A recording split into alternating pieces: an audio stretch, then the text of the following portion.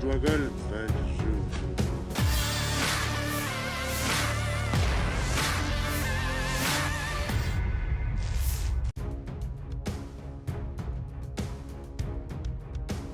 Memasuki tahun ketiga invasi Rusia dan Ukraina tak kunjung mereda, perang justru semakin menjadi-jadi setiap harinya. Terbukti dalam sebuah rekaman yang ramai beredar di media sosial Telegram pada Senin 20 Mei 2024.